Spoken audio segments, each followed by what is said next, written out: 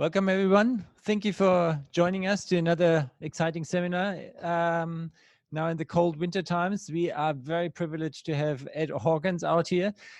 Before we go into the seminar, let me acknowledge the traditional owners of the land, the Wurundjeri people of the Kulin Nation, and the elders past and present. I'm Malte Meinshausen. I was formerly director here at the college. Now it's Anita Thalberg. I still enjoy this atmosphere, but especially because we have people like Ed Hawkins visiting us from time to time. Ed Hawkins is known for decadal predictions, for regional predictions, for climate uncertainties in predictions, and he is a climate science professor at the University of Reading. He's there also the academic lead of the public engagement, and in a minute I come also to the point of why. And he does numerous scientific activities, and also is we are both lead author on the chapter 1 in the forthcoming IPCC report, and there we enjoy lots of interesting discussions, and currently how to go through 2,000 review comments for our current draft. But most known, Ed Hawkins is as the one climate scientist second to none in terms of climate communication, and with very, very nice and compelling graphs that grab the attention of the larger community. He basically, if you would be looking for who designed the flag for the new climate movement with Greta Thunberg, etc., it would be Ed Hawkins. And you have all seen the climate stripes, the blue stripes. Actually, I have would you be able to look for the book that I have on my desk with the climate stripes? There is a Tesla driving around with the climate stripes. There were 100 TV presenters. Recently, I went to the Netherlands to supervise a PhD thesis. Suddenly it came up in these climate stripes. You can buy now the ties, and that is a fantastic communication tool. No single scientific paper could achieve that, what Ed Hawkins does with these compelling graphs. And before, it was the Rio Olympics that showed the climate spiral that grabbed the people's attention. So really, we couldn't be more pleased having you here. Thank you so much. And now to the science part. Over to you.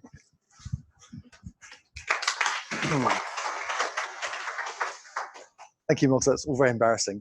So it's great to be here. I've enjoyed my stay. I've been here for a few days. I visited the Bureau on Monday and gave a different talk about our project to rescue historical weather observations, which I'm not going to mention today, but I'm very happy to chat about that to anyone else who would like to. We run a citizen science project where we get volunteers to type in old data from lots of old manuscripts, and we're increasing our knowledge about past climate by doing that. So if anyone's interested in that, then please come and talk to me. But today I'm going to talk about something different. I'm going to talk about 2 bits of work that we're doing about the emergence of the climate change signal, which is work that I'm doing. But a large part of this talk will be about work that's been done by Andrea Dittus, who many of you will remember. She did her PhD here and worked at Monash after that, and then came to Reading. This is the first time I've talked about her work, so all the mistakes are mine.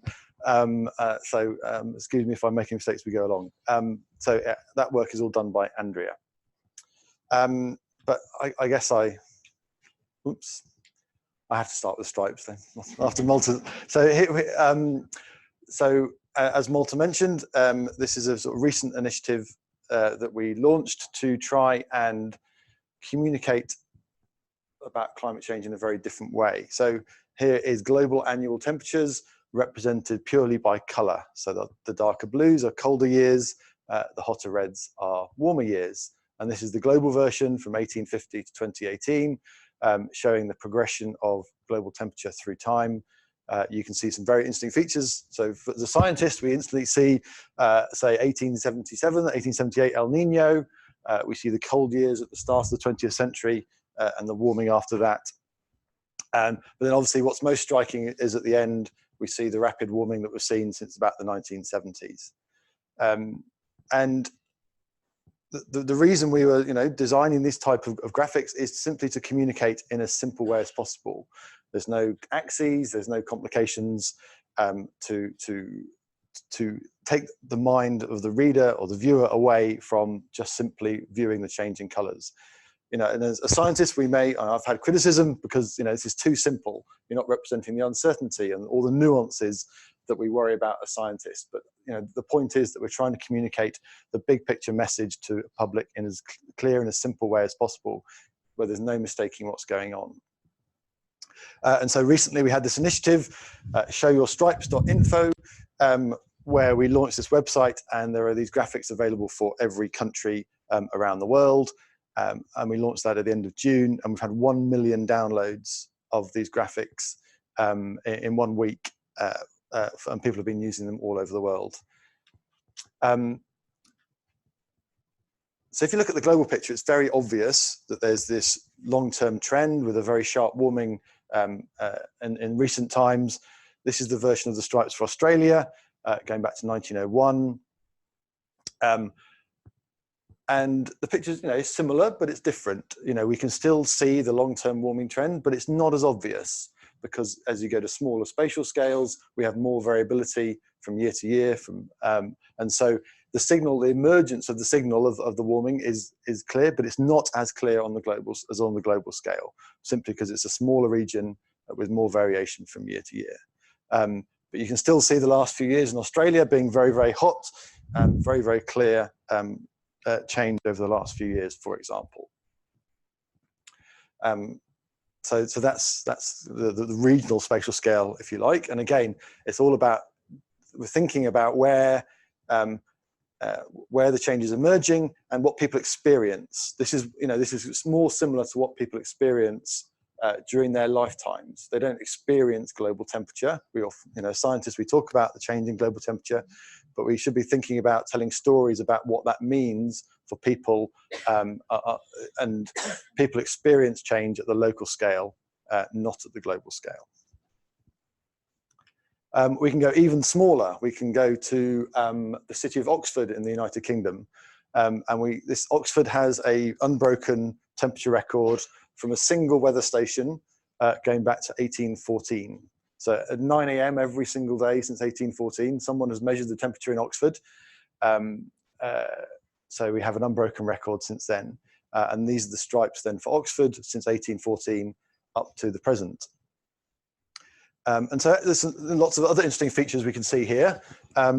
We can see those very, very dark blue colors, and those cold years occur when there have been large volcanic eruptions, which is, we haven't quite dug into this as much as we should have done yet, but I think it's very interesting that the signal of volcanic eruptions are very clear in this Oxford temperature record, and we need to do more thinking about that.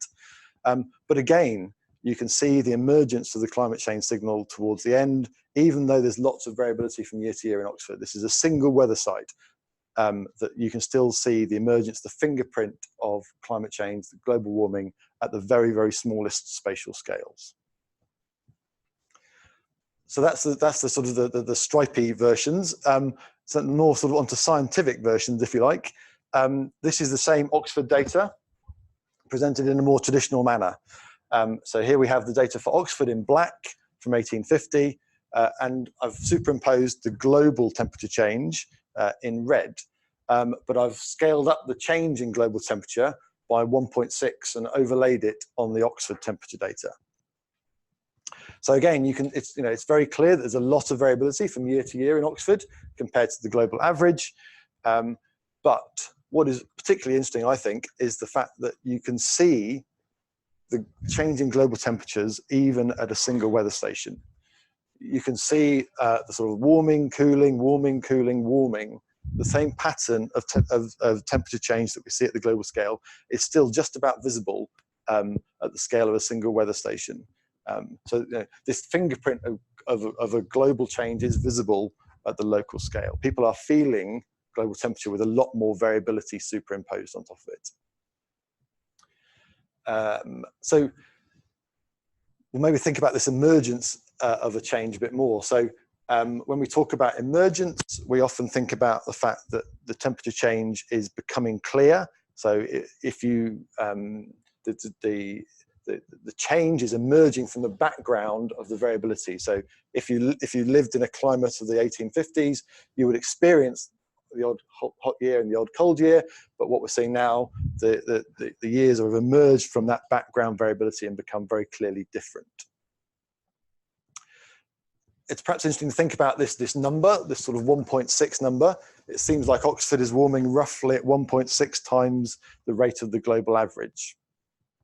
And so that allows us to define sort of the signal of the change, the total change we've seen. The global temperature has changed by just over 1 degree. And so the signal of change in Oxford is about 1.8 degrees. That's the level of change we've seen in Oxford since 1850, and the variability that isn't explained by the global change is about 0.5 or so. So that's the standard deviation of annual temperatures in Oxford year to year, after you've kind of subtracted out the effect of global temperature change, which gives us a signal to noise ratio of about 3, just over 3. So it's telling us that the Oxford change is very clearly significant, and this has this signal to noise ratio of 3. And we're going to now look at how this signal to noise ratio varies across the world to see where it's largest and where it's smallest. Because again, this comes back to thinking about how people experience climate change. We experience climate change at the local scale, and so we are used to our infrastructure, for example, is built to deal with the variations in climate we see. You know, if you live in the UK, for example, you know that you have to build whatever you're building to deal with hot years and cold years, but also very wet years and very dry years. It's this background variability that your infrastructure and ecosystems are adapted to experiencing and being able to deal with. And if you push the system away from what it's used to dealing with, that's when you're going to start to cause problems. And so, you know, I think often we only tend to talk about the total temperature change or the total rainfall change, but actually, arguably, you might suggest that it's this signal to noise, how much you're pushing the system away from the background state that you're used to experiencing, that potentially will cause the largest problems. So if we try and make some maps now of the signal and this noise, and then the signal to noise ratio. So this is a map of the signal to noise ratio, sorry, the signal across the world. This is using data from the Berkeley Earth Temperature Project. And you can see the familiar features that we have more warming in the Arctic and in the high northern latitudes than anywhere else, less warming in the tropics than in other places. The land is warming more than the ocean, so that the global change is about 1.1, and most areas are warming faster than the global average because they're on land. But the high latitudes in the north are warming more than anywhere else. So some places have experienced more than 2 degrees warming already at their local spatial scale. So that's the pattern of the signal: small warming in the tropics, large warming further north.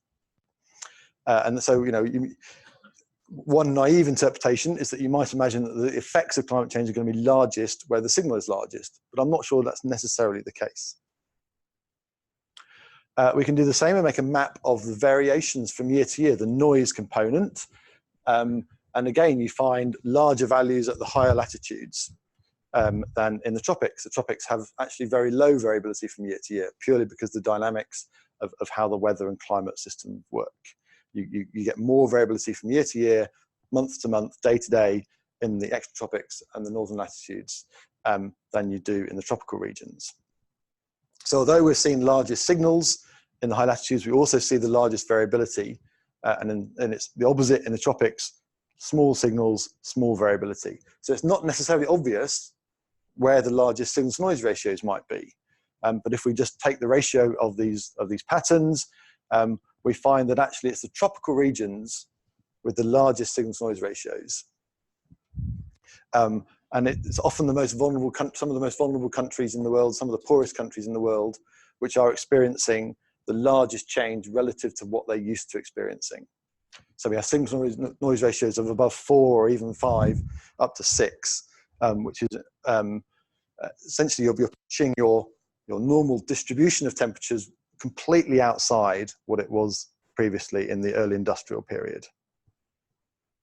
And where we live in sort of the more extratropical regions, we're seeing smaller signal noise ratios, but they're still 2 or 3 or so. So we're very clearly seeing the signal of temperature change emerge at the local scales, but it is these tropical countries which are experiencing some of the highest signal noise ratios and therefore potentially some of the greatest impacts on people that live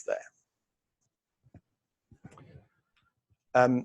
So just to try and highlight how big a change some of these changes are, we had this paper in 2017 led by Dave Frame, and we sort of try to imagine what a sort of schematic, if you like, of these changes, what that means. So if you imagine your black curve is your sort of pre-industrial, early industrial temperature distribution, and you slowly shift it by of a 1 standard deviation, 2, 3, and 4, you slowly push your distribution outside what you're used to experiencing. And we only went up to a signal noise of 4 because we didn't think we were going to see anything larger than 4 until we did this later analysis shows that actually we're seeing signal noises of 5 or even 6. And by the time you get to signal noise of 5 or 6, you've essentially got no overlap between your distributions. Even at a signal noise of 3, you've got about 13% of overlap, which means a 1 in 15 warm year before becomes a 1 in 15 cold year now. So again, this is what we termed an unknown climate. You've shifted your climate to an unknown state where you're just seeing things you just haven't seen before. So these changes are extremely large. But it's not just in the annual averages. We like to think about how things are changing on shorter time scales. Because again, if you're living in a particular location, you don't necessarily experience the annual temperature. You probably experience things happening on shorter time scales, maybe monthly or seasonally. And so you can make similar maps for shorter time scales. And again, when we look at the warmest month or the coldest month locally, so the climatologically warmest month or coldest month, we see again higher signal noise ratios in the tropical regions, and we see higher signal noise ratios in the warmest month than the coldest month, because it tends to be the case that colder months have larger variations from year to year. So again, it's the warmest months where we're seeing the signal emerge slightly more clearly than in the colder months, and with implications for how people deal with extreme heat, for example. We're seeing stronger emergence in those warm months where we have the extreme heat waves, for example, in these regions.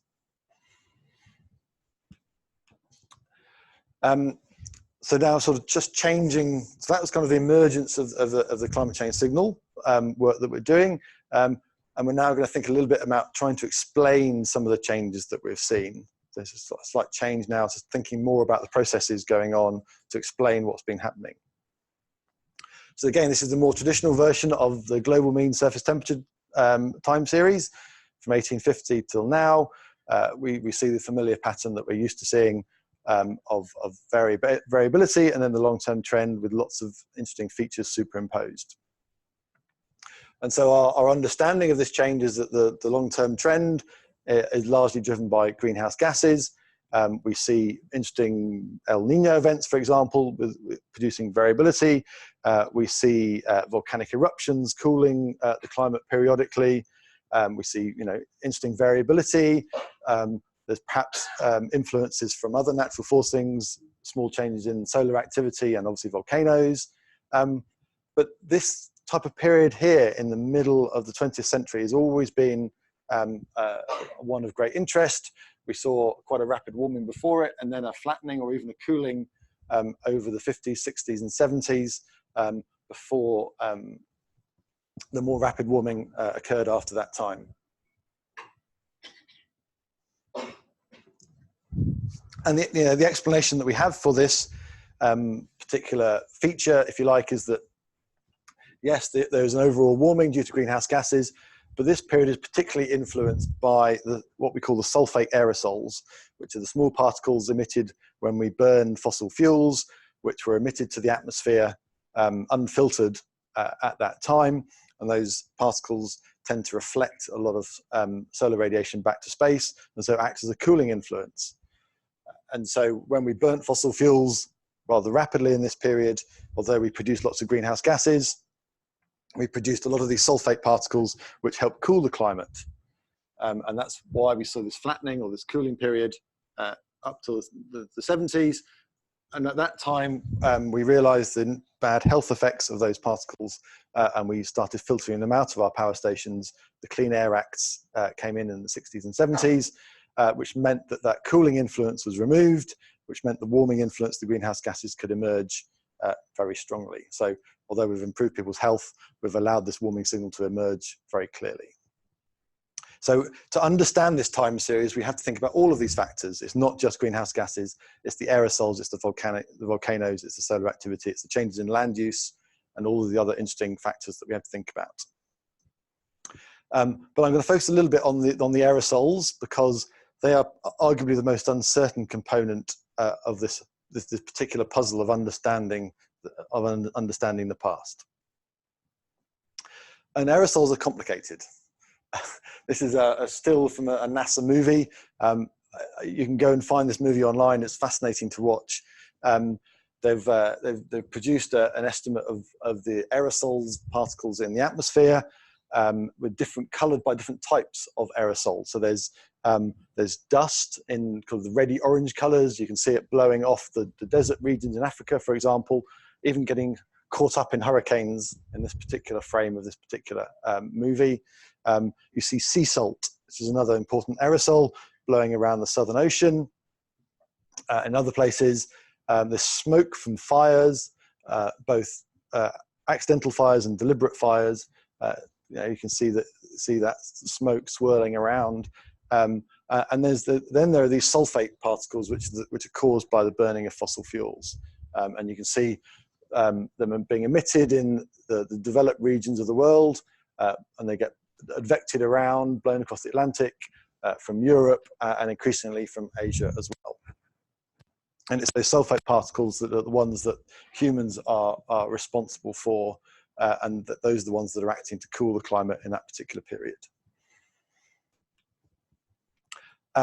This is a slightly old diagram, but this shows just a cartoon of how aerosols affect the climate.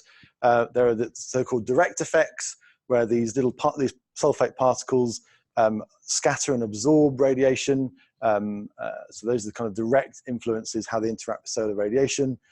But a lot of the effects are to do with how they interact with clouds, the microphysics of clouds. There's changes in the size of the droplets, the lifetime of clouds, all kinds of other very interesting detailed interactions with clouds, which is very hard to model and simulate. And a lot of these effects have not really been included in our complex climate models until relatively recently. This direct effect has been included for a long time, but so-called indirect effects and semi-direct effects are becoming, they've been not simulated as much, but they're becoming more and more, realizing that they're more and more important to understand the past. So it's a complicated matter, this, and I don't pretend to understand all of it. So if we look back at the previous version of the previous generation of climate models, the CMIT5 models, which we're probably all familiar with, some of those models had many of those aerosol effects included, and many did not. And so many had what are called the indirect effects of the aerosol affecting clouds and therefore the climate, and many of those models did not have that indirect effect included.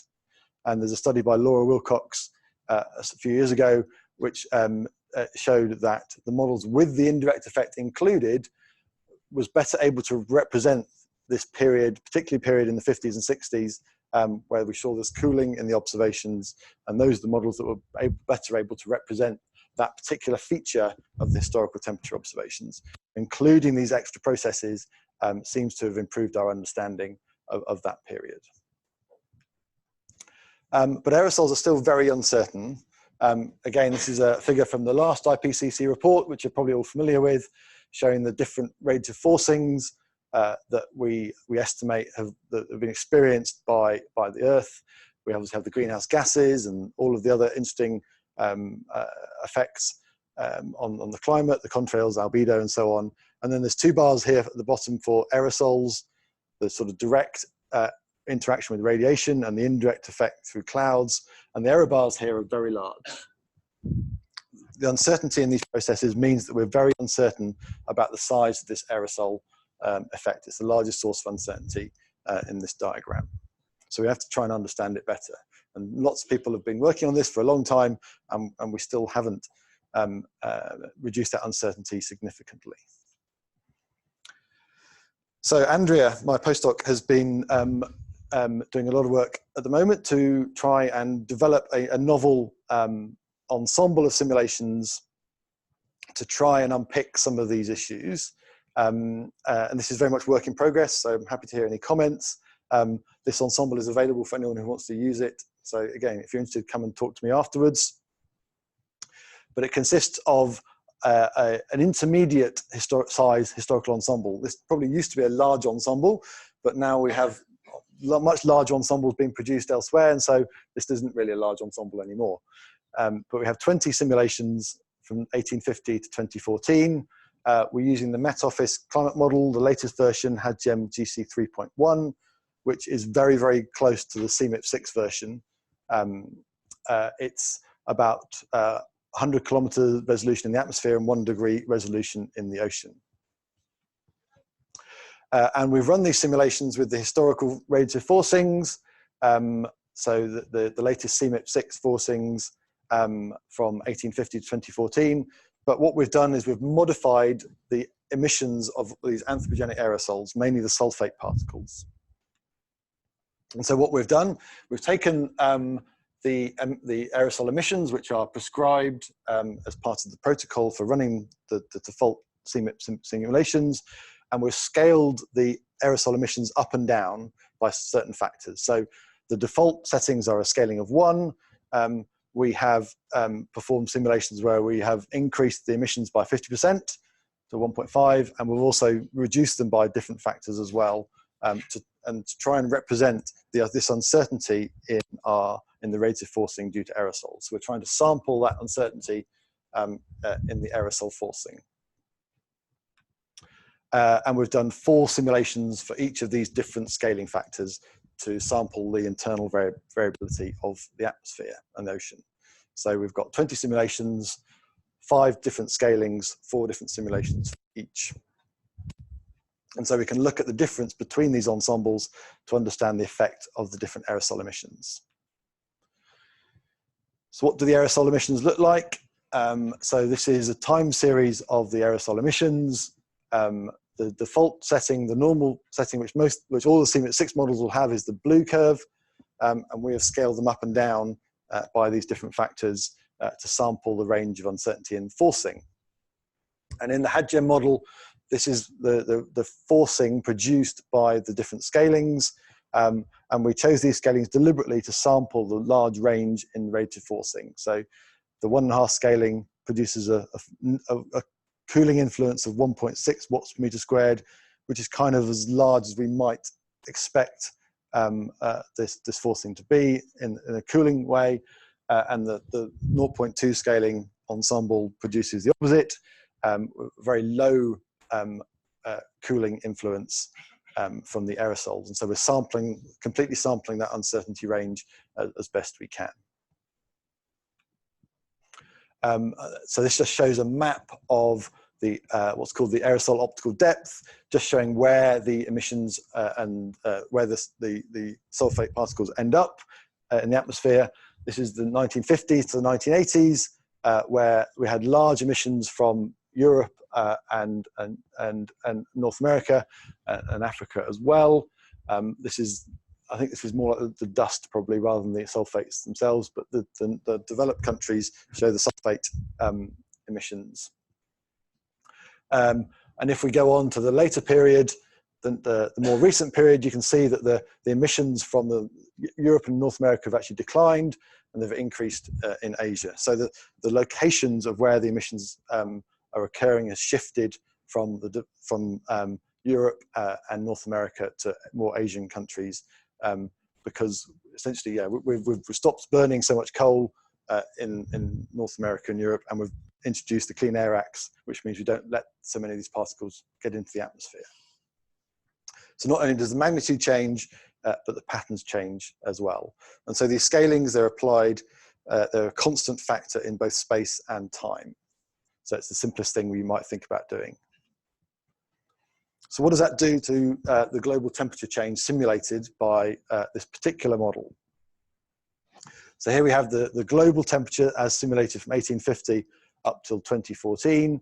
The different colors represent the different scaling ensembles, and the individual lines are the ensemble members of each of the sub-ensembles. And as you might expect, what we see is that the simulations with more aerosol cool much more over this 1950 to 1980 period than the ensemble with less aerosols, which actually shows a warming over that particular period. So you might imagine that we think, well, maybe this ensemble is not producing enough forcing because it doesn't show a cooling which we see in the observations. But perhaps this cooling is far too large compared to the observation. So again, we're trying to represent and sample the uncertainty in the aerosol scalings. And what you might notice is actually the amount of warming in this model is actually rather large. The HadGEM model has a very high climate sensitivity of over 5, which means it warms a lot. Many of the CMIP6 models seem to be showing high sensitivities. It's going to be very interesting to see how the IPCC deals with this over the next year or so. But yeah, like many other models, HadGEM has a very high climate sensitivity. So how about trying to compare these simulations with observations? So here we have now the more usual way of representing this comparison by, you have to take anomalies. So previously, with this version, we had the absolute temperature of the planet in Kelvin. But to compare with observations, because we don't know the absolute temperature of the planet very accurately, we have to take what we call anomalies, which means we have to choose a base period to essentially normalize all of the curves onto the same zero line. So here we've happened to pick a baseline 1900 to 1930, which is the pink shading, to allow this comparison. And we have the different scalings shown on the different panels. And so you can see that none of the simulations do a brilliant job of representing the whole time series. You know, you might imagine, well, look at the 0.4 or the 0.7 scaling ensemble and see they represent a lot of the history very well. But again, you see right at the end that it's warming far more than the observations suggest. And in the very high aerosol ensemble, you see this very, very sharp cooling when the aerosol emissions are very high, and the time series sort of catches up, if you like, by the end of the time series. But none of them do a brilliant job of representing the whole time series. I'll skip that one.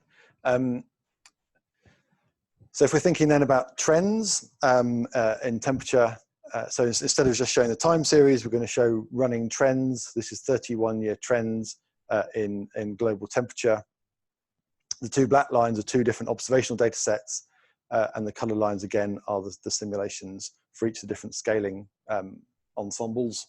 And the similar features are clear, that you see at the end of the simulations. You see the fact that all the ensembles are warming far more rapidly than the observations. And the different ensembles represent the past to differing levels of accuracy.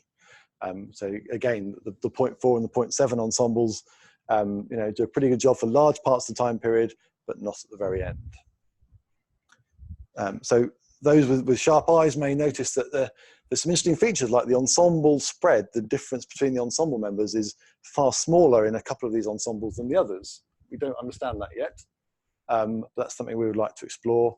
again, this is very much work in progress. There's lots of very interesting features that we'd like to think about a bit more. Just show a little animation of all the different ensemble members, just for fun. We have the different ensemble members with the rows and the different scalings in the columns. And we can just let this run and just see how, you can just see by eye the different variability from year to year and the different ensemble members and the different features. So you can see that the large large scaling members tend to be cooler at that period, and then the warming emerges again far more clearly in the low aerosol forcing case on the right hand side. I'll just let that run once more.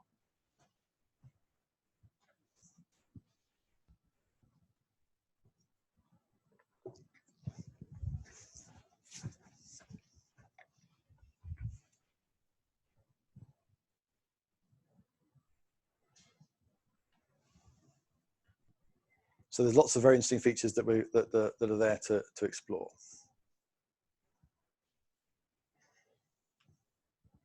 Okay, so just to sort of do some sort of quick comparisons there of some temperature trends with the observations now. So now we're looking spatially rather than just at the global averages. So this is the 1951 to 1980 period, which shows this cooling trend in the global observations. And here's the spatial pattern of the observations on the bottom right. The observations show quite a interhemispheric contrast. So the northern hemisphere tends to cool and the southern hemisphere warms over this period. And again, none of the ensembles show that very coherently. So the 1.5 scaling probably gets the best pattern, but again, none of them represent the pattern very well over this particular period. And again, for the low aerosol scaling case, shows quite a large warming over most of the world. But again, you can look at your favorite feature and see how it compares across the ensemble. But I think that what we're sort of coming to conclusion is that none of these ensemble members are representing every feature very well. Some features are better represented in a high aerosol forcing case, and some features are better represented in a low aerosol forcing case. We can do the same for the more recent period, 1981 to 2010. And it's interesting to note that over this recent period, the trends are far more similar than in the earlier period. So it seems like the period where we are reducing the aerosol emissions in this particular period, the differences in the aerosol forcing are not having as large an effect. It seems like the greenhouse gas emergence is having a far greater influence. And even though the aerosol forcings are quite different across the scalings in this period, we're not seeing that reflected so clearly in the trends and differences between the different scalings. Again, that's more that we need to dig into in the near future. So these patterns are far more similar than the previous period, even though the forcing changes for the aerosols are not small either.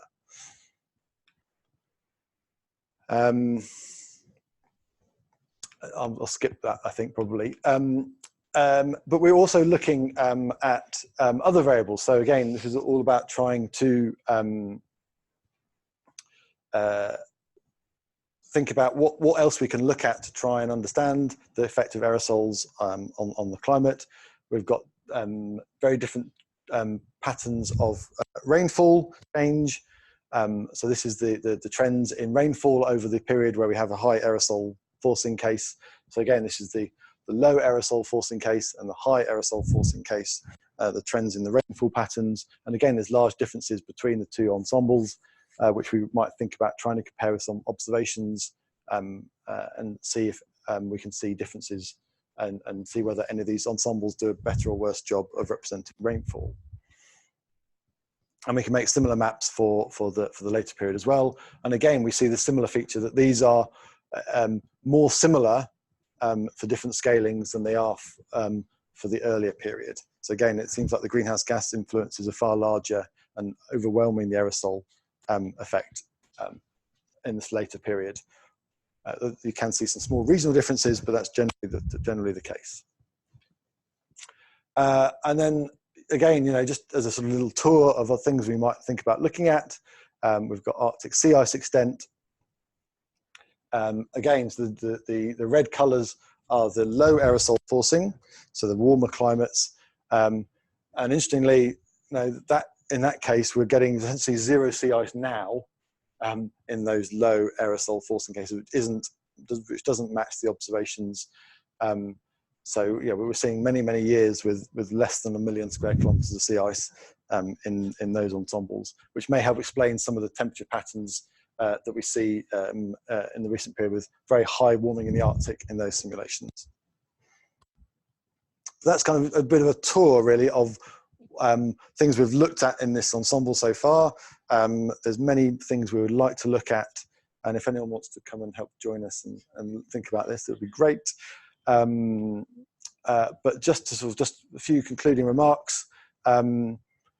We're seeing the signal of climate change emerge very clearly at the local spatial scale and at short time scales as well, especially in regions which have got high vulnerability and the poorer regions of the world.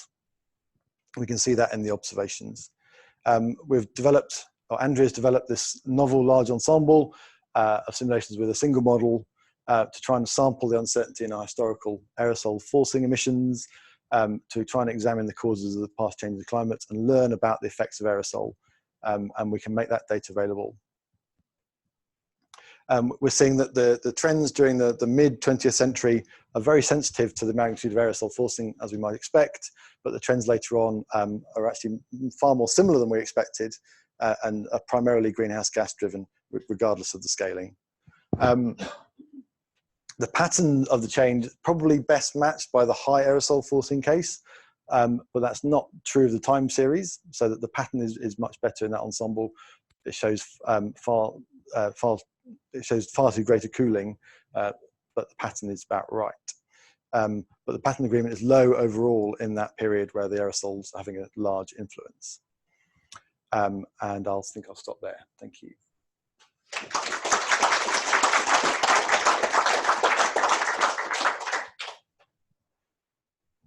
Thanks, Ed. So my name's Andrew King. I'm a lecturer here at the university. I'm just taking over from Malta in moderating the questions. So are there any questions for Ed? Robin? Hi, great talk. I'm wondering, is your SO2 allowed to create aerosols that then influence the stratospheric aerosol load? Matt's just told me no. No, okay. No, so I mean the volcanic aerosols are dealt with separately, so we haven't scaled the volcanic aerosol. It's just the sulfate, the anthropogenic aerosol emissions, which tends to turn the troposphere. Yes. I'll just make a comment on that, in that the sulfate distribution across the globe's changed. Yes. So the stratospheric influence will be more now when the emissions are in Asia, because it's closer to the tropics where you have a mechanism to get it into the stratosphere. Yeah. So yeah, there's lots of interesting things to think about. The effects of the location of the emissions, specifically in the Pacific, I think would be very interesting to look at. And I think there's hints certainly in the analysis that Andrea's done that there's some quite strong non-linear effects, that we're getting saturation of the aerosol in the troposphere, and that is, you get a very strong effect, and then the effect starts to not become as large as you add more and more aerosol, because there's a saturation. So there's all these things to try and pick apart, which we're just starting to do. Yeah, thank you. Just wondering if you had any thoughts on whether there's a connection between the high climate sensitivity in the CMIP6 generation of models and the fact that they actually have the indirect aerosol effects represented. So obviously that indirect effect is going to cause greater cooling in the historical period. If, this is not to say it does happen, but if the model was tuned to match the 20th century temperature trend, then potentially they would need a high climate sensitivity to balance that out, right? Yeah. So yeah, that's a great question. So I know that the Met Office have not tuned the 20th century. So they developed the model in the present day climate, and they were very keen to develop it in a way that represented the processes in as well as they could without looking at the 20th century before they ran it. They certainly didn't tune anything, and they were quite surprised at the effect of the aerosols, because the previous version of this model didn't have such a large effect. It wasn't as large.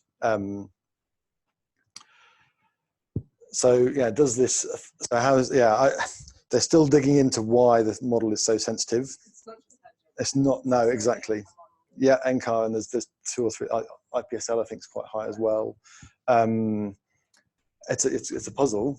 I'm not sure I know the answer to that, but it's going to be a real challenge, because a lot of these models will not look like the historical record in the CMIP6 analysis, and therefore AR6, and how we deal with that as a community, I think, is going to be a challenge.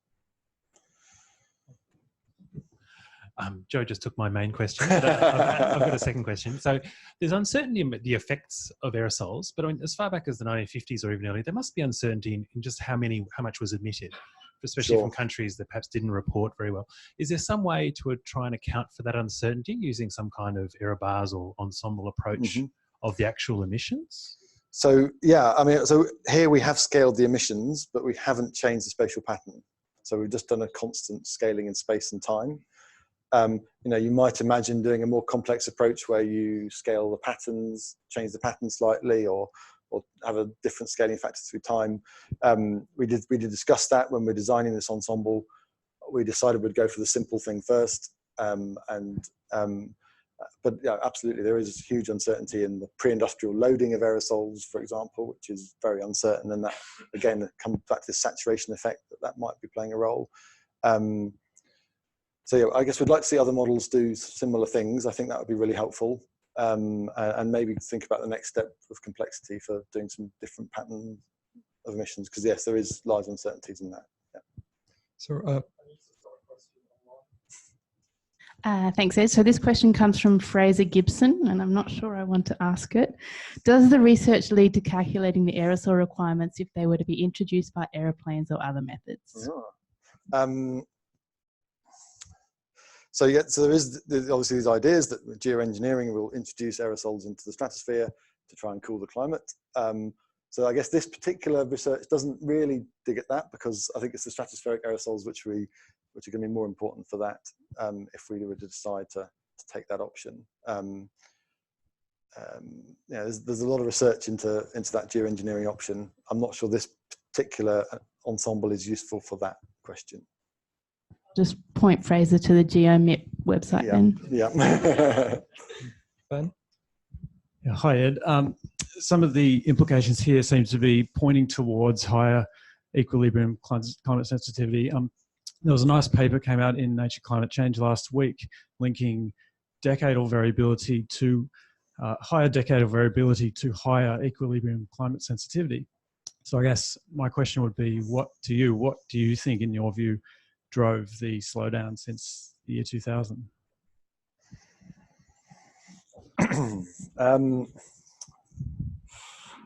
So yeah, I think it's very interesting that we have this apparent link between variability and sensitivity. I think there are issues with estimating the variability from observations, which would allow us to try and narrow the uncertainty in climate sensitivity from that approach. I think that's fraught with difficulty, I think.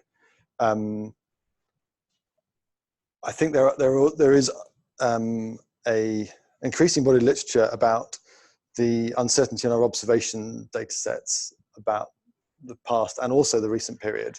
For example, the Hadley Centre have just released their new SST data set, and that shows a very much larger warming of the historical period than their previous version. It's 0.1 or 0.2 degrees in the global mean higher. So again, that plays into the fact, what's happened in the recent period. The observations, we're still uncertain about some of our observations, as well as the forcings. I think the forcings have played a role in that period as well. The observations and variability in the Pacific as well. I think there's a whole number of factors which played into that particular interesting period that we had. So I think we've got time for one or two more questions. I see Craig at the back.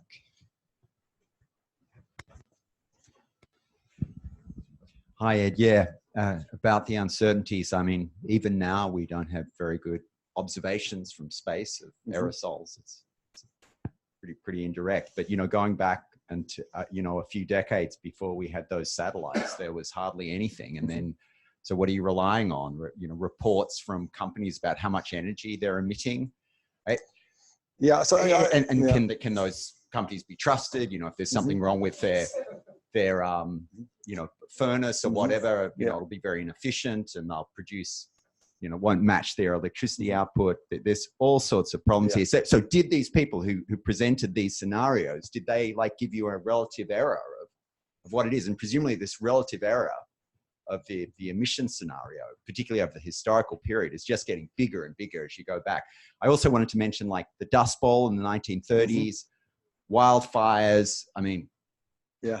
It's tricky, really tricky problem when we've got, you know, so few observations. I mean, we know roughly how much coal was burned. You know, and we've had that from the CO2 levels. You know, that gives us a pretty good handle once we know the airborne fraction.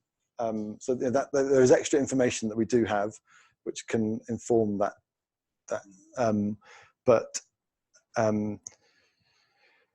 don't know if that comes with an uncertainty. I don't think it does. That, you know, all the models are running with the same emissions. You know, apart from this ensemble. So yeah, that's prescribed so that the models can be intercompared more fairly. But yeah, I mean, yeah, the uncertainties are everywhere with aerosols, unfortunately. And as time goes on, we're going to start scrubbing them out of the atmosphere more, I suspect, and the effect will go away. But we still need to understand the past. Yeah. No. Yeah, you know, that lovely picture from NASA that, you know, so many different types of aerosol, the dust, the sea salt, and wildfires and everything that play into this. It's a challenge. Okay. And perhaps one final question. Yeah, so thanks for that. I mean, I really love the clarity of the visual presentations, but I didn't see a visual presentation of the sulfate emissions that you were using as an input. Did I miss that? No, not the emissions itself. We had a map of where they end up. But I mean, it's all the modeling results that you're showing presumably are driven by a data series of sulfate emission over time. Yes. So I thought it might be interesting to see that. Yeah. So I had the time series. Yeah. Okay. Thank you. So yeah. So this is the global time series. All right. I can show you the. I've got a regional version which shows broken down. So the one with the 0 times scaling is the actual. Sorry.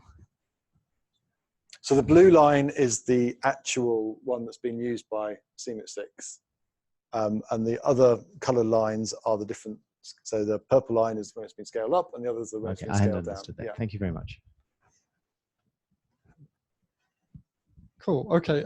Let's thank Ed again. It's been a pleasure having him here. Thank you.